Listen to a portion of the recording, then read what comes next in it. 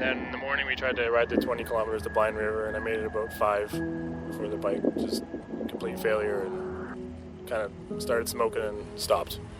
You got towed a little bit? Yeah, so then Jason hooked me up to his bike and towed me the remaining 20 kilometers to Blind River on just straddling the white line on the side of the road. Oh my God. About 75 kilometers an hour.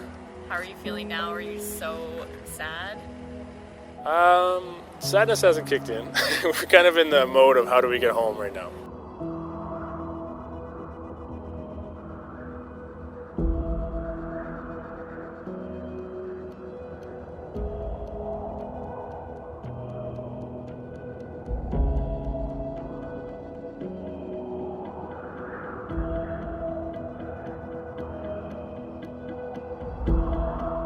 We were all heading out for a buddy's bachelor party up in the woods, a few hours out of town, and my bike broke. I don't know, it's always broken. And this guy, he just offered to let me use his bike. And he's like, I got an extra bike, do you wanna just take it? He was on his bike and a couple other buddies, and he rode up to the cabin. That was my first road trip too. My first time on the highway on a motorcycle. I was on this guy's bike. And that's when I started seeing him just riding in the ditch. We'd be on the highway, and I look over, and he's just in the ditch. And just riding on the ditch with this crazy grin on his face on a bike that just has the most bent wheels ever. And he's just passing everybody in the ditch and back on the highway, mud everywhere. And pretty much knew we were going to be friends right from that point. Yeah.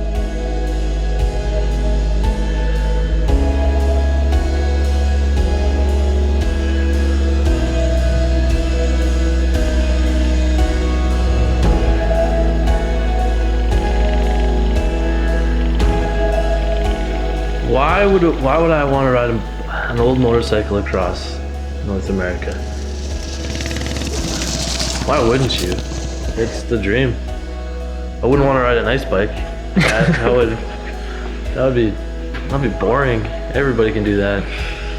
I want to ride something that I put my hands all over, that I'm, when you're on the highway doing 110, you got that in the back of your mind, like, did I tighten up that front bolt? Is that tire gonna stay on? That's exciting. That makes fun. And you pull up to wherever, in front of some old saloon or some campsite or some old bikers, and you walk away from your bike, and you know that they're looking at it going, what the heck are these people up to? And to know that you can fix it. It's an old bike, it can be fixed. You don't have to worry about computers, you don't have to worry about fancy things like windshields and fuel injection. It's just your face is in the wind, and you don't have to go that fast to have fun on these bikes. And you can kick them, and you can spit on them, and you pee on it if you want to cool it down. And it's an old bike. And to do that across Canada has always been a dream. I've done little trips, but never something this long. And then to get to the end of it and go, oh, I did it. And to have that bike still there, and however many pieces you make it back with would be kind of cool. Then you can kind of hang it on the wall, or if it's good enough, do it again. Yeah. Everything can be fixed. I wouldn't say we're making them better. We're making them something.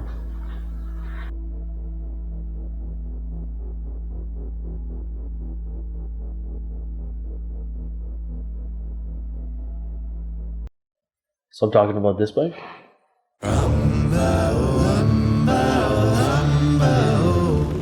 It's a 1986 Suzuki Savage. They gave it that name for a reason.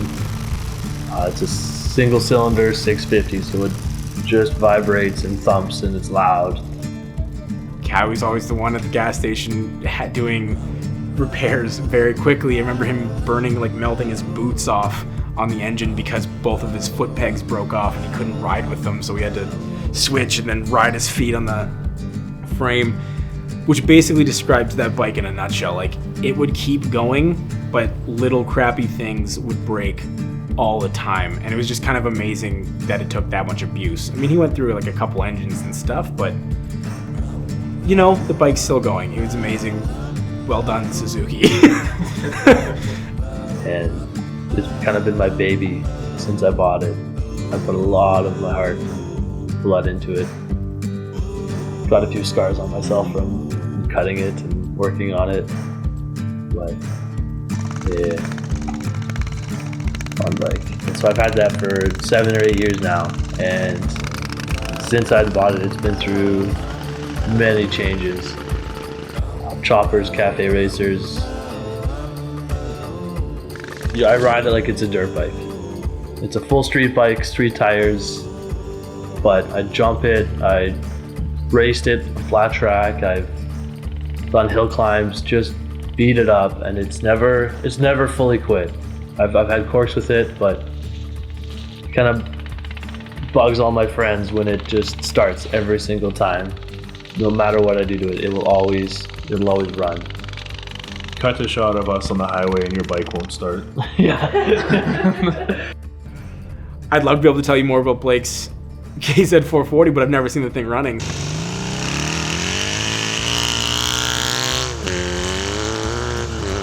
So I never really got to ride with Blake very much, mostly because I think all the bikes, he never really had his full license until... Wait, should I? I didn't have a license. Okay. Yeah. Am I allowed to say that on the thing? Yeah, I kind of fell into the motorcycle thing by accident. I BMX'd almost my whole life, and one of my friends had his BMX stolen. He didn't have the money to buy a new bicycle, and I kept having repeated back injuries from the thing, and I kind of asked him, like, do you want to trade my bicycle for your motorcycle? And he agreed. So yeah, that's how I got the 1980 Kawasaki KZ 440, and it's kind of funny bike. It's, I would say, maybe more so designed for women, not as 6'2", 200-pound guy, but to me it feels like my BMX. It's small, it's really maneuverable, it's just a blast to ride. So it was fine. I think even the day before was probably the most complete I ever saw the thing, other than the photos, and at that point it still didn't have any parts on it. It was just frame and engine, and I said, well, good luck, boys, and I went home, went to work. So you have someone who's a very experienced rider but is also crazy on his motorcycle at all times, taking a 6-month rider with his learner's license across Canada on 2 rickety motorcycles that barely run anyways. It was a pretty good recipe for entertainment, I would say.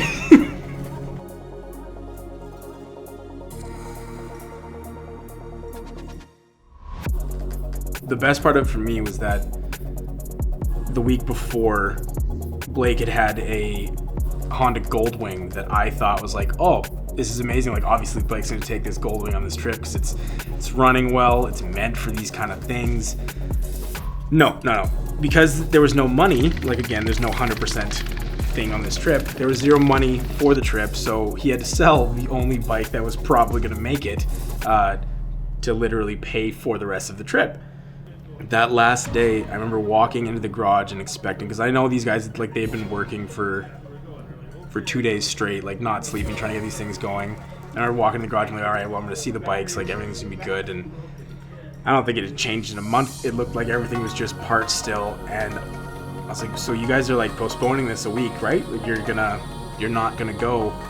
It's like, no, we're leaving tomorrow. Like, it's happening for sure. And I remember trying to keep as optimistic as possible, telling him, like, you could do this, like, this is for sure, you could do this.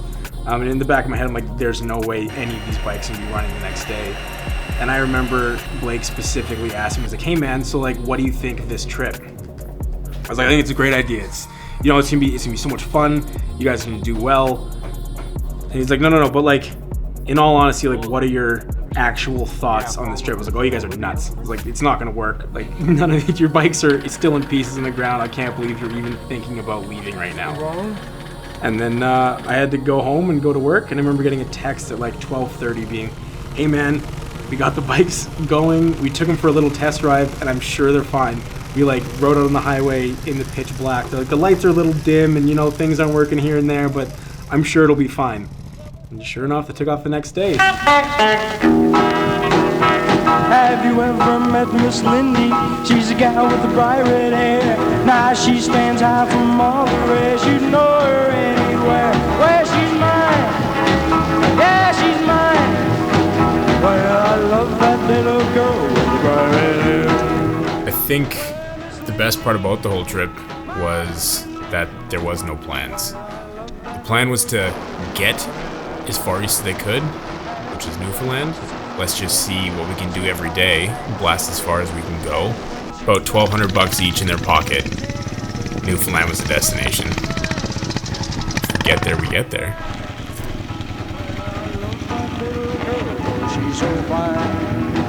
Well, Miss Lindy, my Miss Lindy. Well, I love that little girl with bright red hair.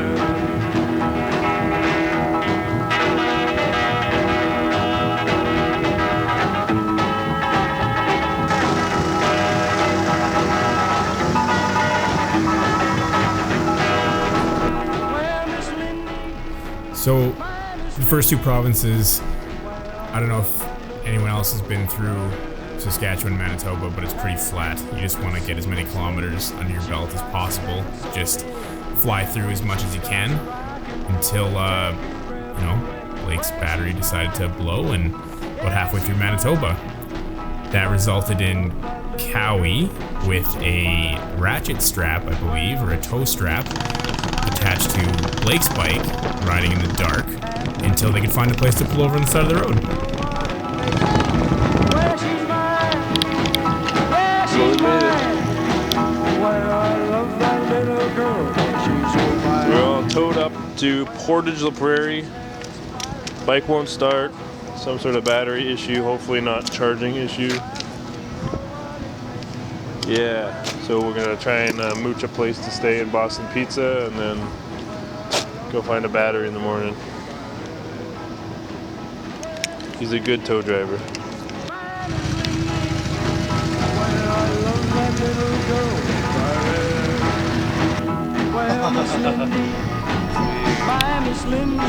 So, What's her name? batteries fixed after getting to Portage of the Prairie, and feeling relatively optimistic, trying to head into Ontario.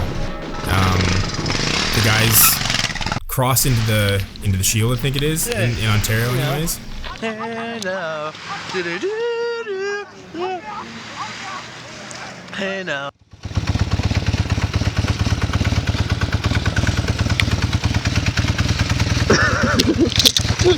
I thought I was going in. Woo.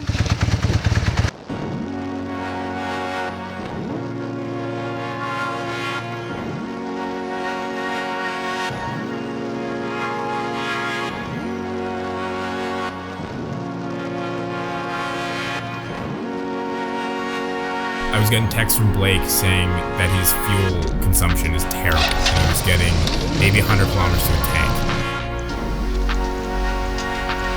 She's making me have to pee real bad.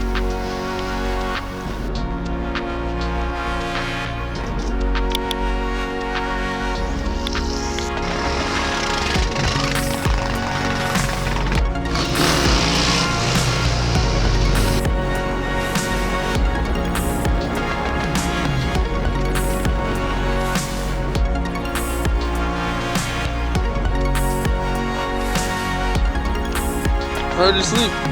It's cold.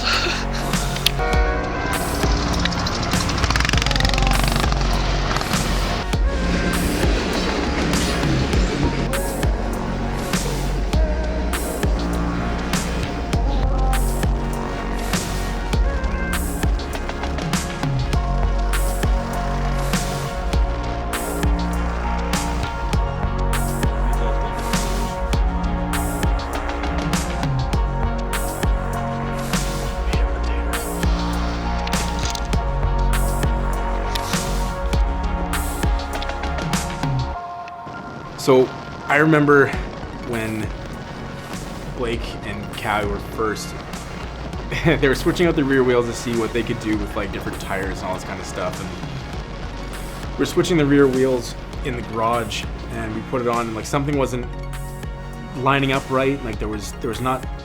It was almost like we were missing something, but they didn't know what was going on, and we figured it was like, okay, well maybe it's just because of the new tire and all these kind of things, and put it back together, and it seemed relatively fine. Turns out a couple thousand kilometers later, nothing was fine. They had missed a spacer, which was also funny because Cowie missed a spacer on his wheel as well, so they had ended up burning through bearings, which caused a lot of metal going everywhere and catastrophic failure, and I think it was like a 5-day break when they were in Quebec or Ontario to get new parts. All because, you know, we have massive piles of bike stuff in a garage, and we didn't know how to put things back together. I took a picture of the bearing numbers. What happened to your tire, Blake? Hey Blake, what happened to your tire? Bought it at a junkyard. And? Sucks. And your blue bearing. But we're getting one in Montreal.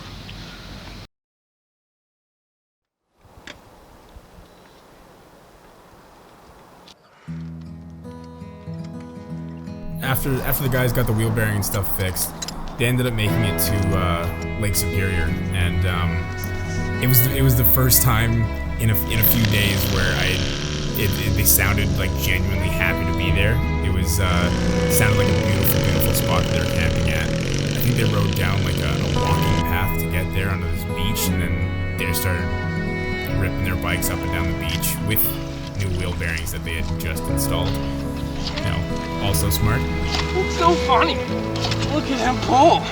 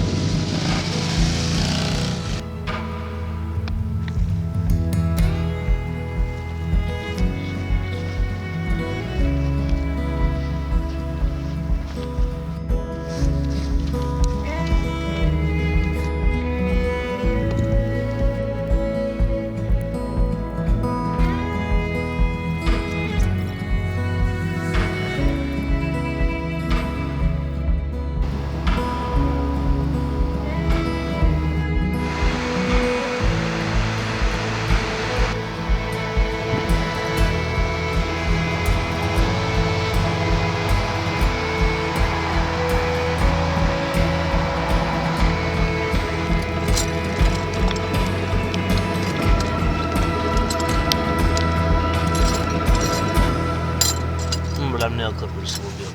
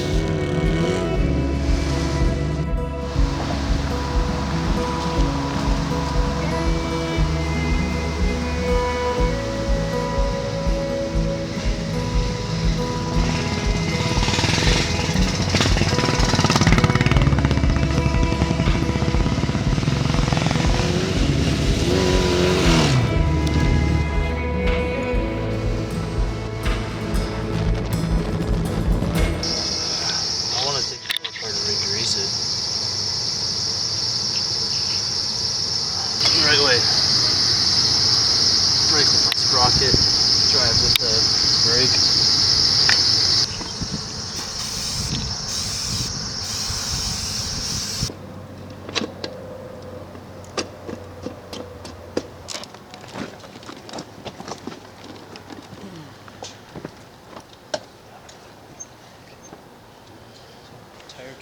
Tire train. Super Hawaii. Bonjour. So after camping at Superior there, they ended up making it down to Montreal with little to no issues.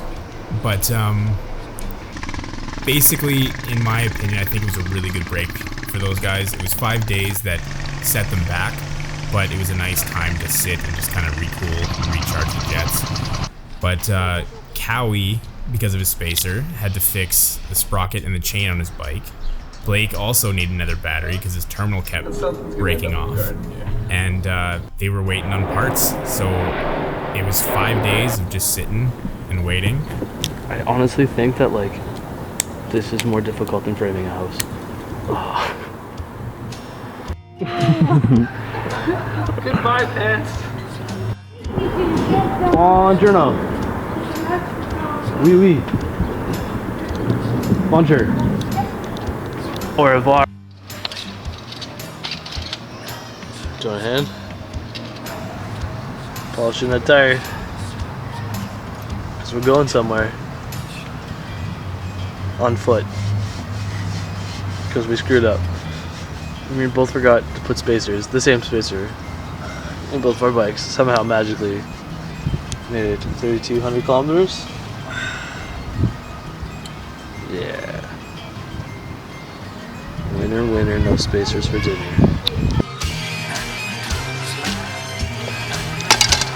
Installed. Tape on there? Smell your armpit?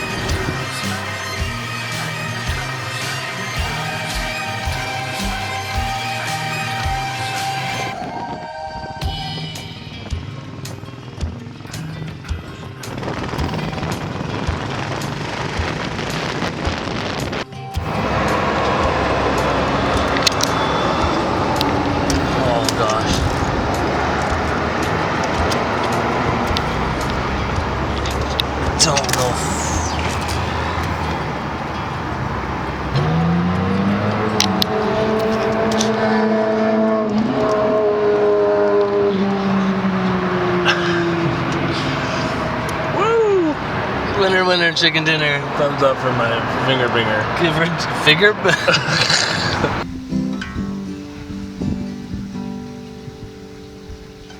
Yes, it's my favorite answer.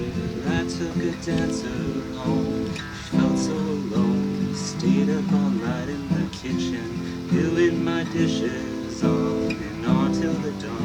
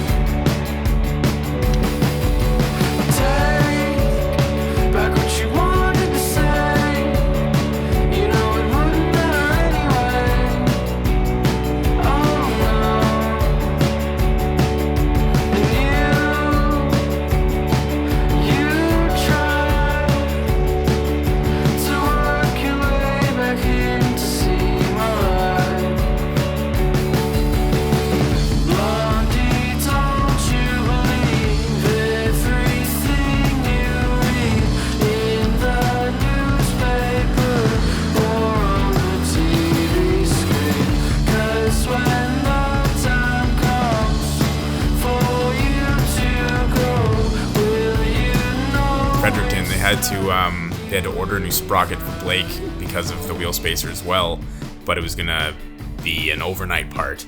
And they ended up running into these group of hooligan dudes called the Ditch Diggers who had some pretty rad bikes. They got to spend the night with those guys and ride around with them a little bit, and I think it was also nice to hang out with some other people too.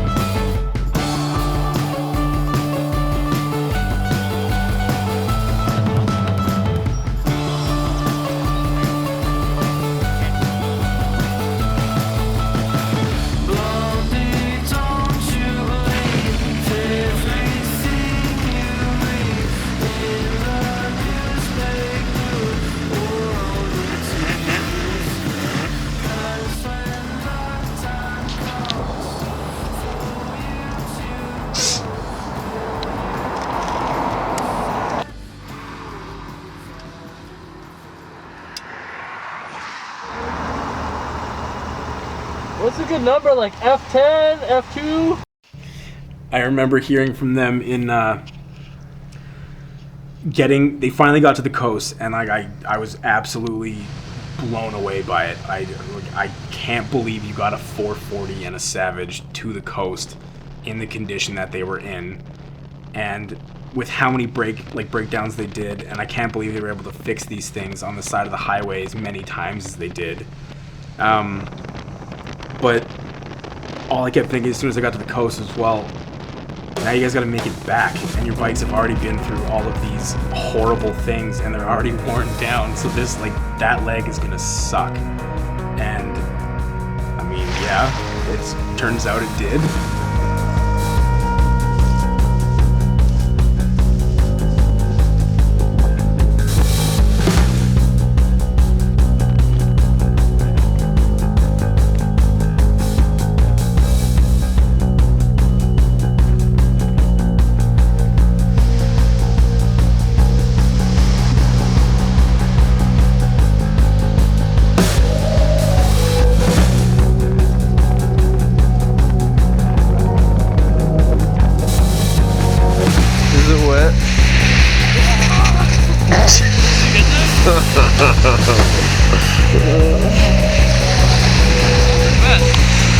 Wanna go for a swim?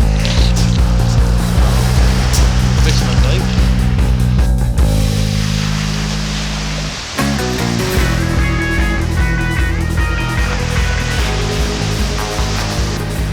As soon as the guys got to the coast, it was a pretty cool moment for both of them. I know they had to turn around almost immediately because they had to go pick up a timing chain for Cowie's bike, because since about Ontario, it has started making a ticking noise that got worse and worse and worse, and they had to end up fixing it, so they had to go pick up this chain.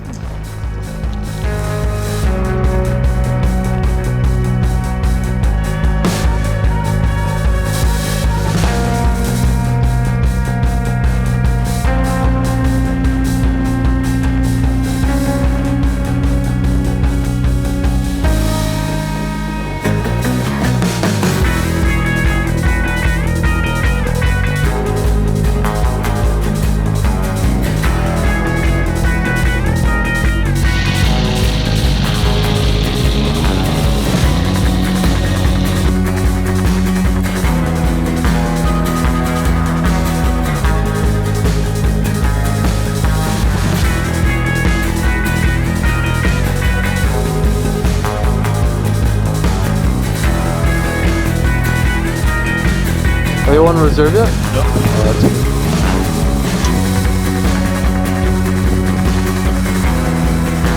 The backtrack 3 times.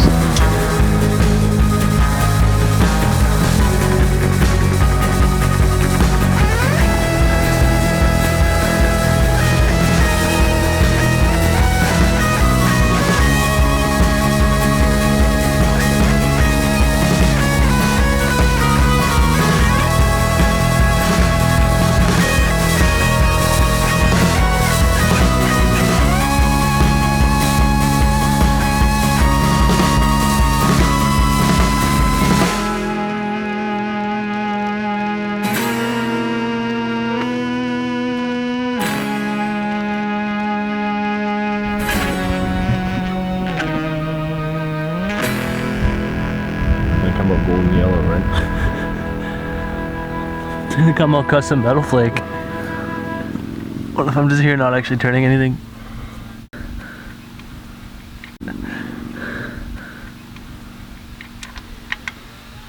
Oh. Those magnetic drain plugs? Oh goodness. It's just grit. Yeah. As days and days and like weeks went by, it was like you could definitely tell a tone in the text where it was like the optimism had slowly left every single week that I was getting. It was just like, well, we're gonna try and make it to this place, but it's not gonna happen. Slowly we're fixing everything during the day and we have to ride at night so we can't see anything. And it just seemed like this, like it was just a struggle to get anywhere. And you know, I'm still trying to stay relatively positive for these guys to make it through. You gonna film this entire process? Yeah. Nothing else to do, right? I'm gonna be here for a long time. You can tell us what you're doing. I'm going in the engine more than I ever have. I'm doing my cam chain placement. What's wrong with your cam chain? Well, it's stretched more than my patience after many nights of no sleep.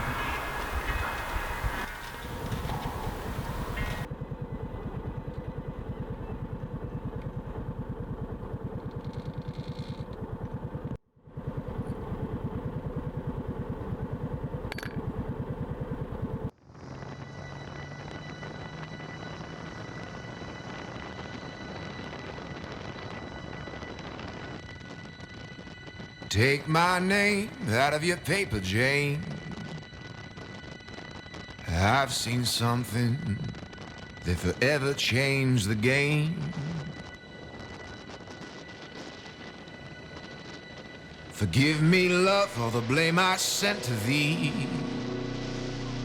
All the fingers I pointed that really pointed back at me.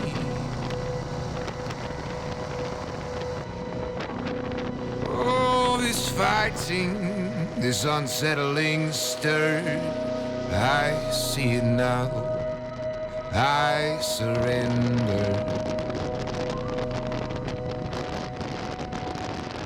Let the dust settle, let go of the pedal, there's too much. We're 170 kilometers east of Sault Ste. Marie, staying at an antiques barn. Last night the bike started knocking really bad. I think it might be a spun rod. So we're gonna go west as far as we can, see how she does, and maybe buy a car. I don't think it's spun rod. I think it's got a flat tire.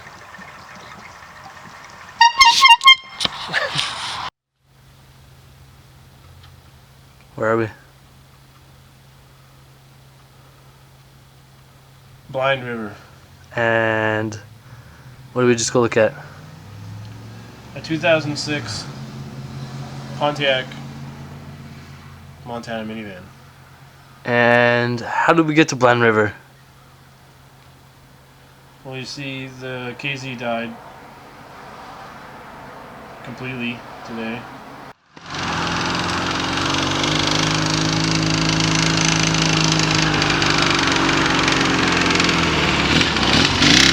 Slowing down. I was just going as hard as I could. and it was just like, and it just started like, all the noises changed.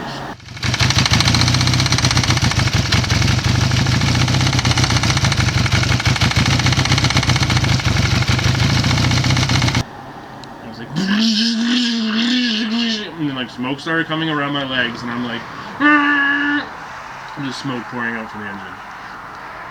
And then just like, I touched the clutch for a second, and I'm like, why did Blake pull over, man? We were doing so good there for like 2 minutes. So we needed a car, so we went to Tim Hortons after Cowie told me down the highway, the 25 kilometers on the white line, which was sketchy. 75 kilometers an hour. 75 kilometers an hour. We made good time. It's 15 under the speed limit. So we went to Tim Hortons and tried to find a car for sale. Couldn't find anything on the internet. So we decided to go for a walk, and the first place we go was a mechanic shop, and it's closed because it's holiday Monday. And there's a guy in the back. We go talk to him, and he takes us to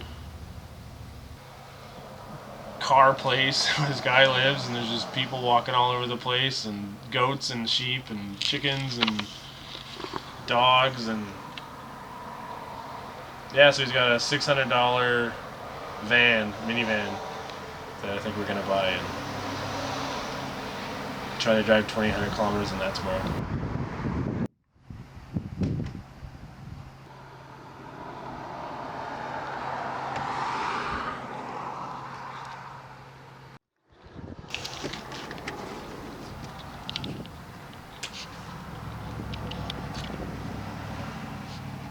How do you feel about your bike? I'm pretty bummed. I feel bad for it. For putting it through what you did? I feel like I killed it.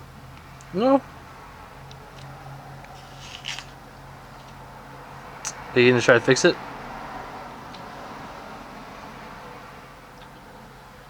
Let's see if I get another motor for it. Put it in there. Take that one apart. Find out if the starter broke it.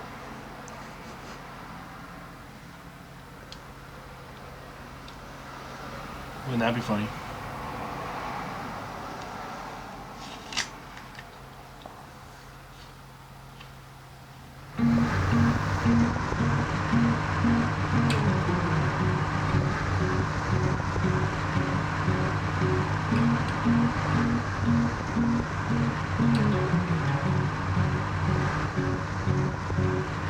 I've got a pot of gold hidden out beneath the snow on a hill above a lake. There's a place I sit and wait and think of the things I should say when I'm with you.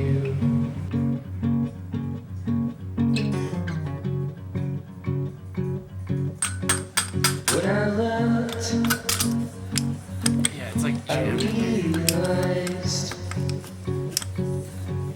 that the Does anyone get this out?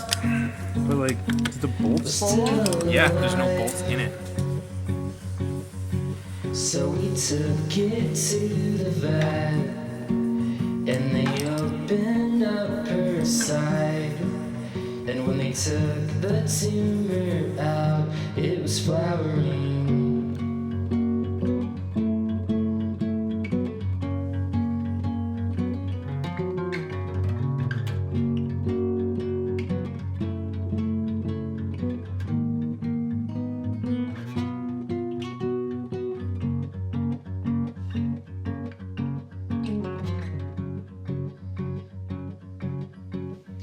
I wrote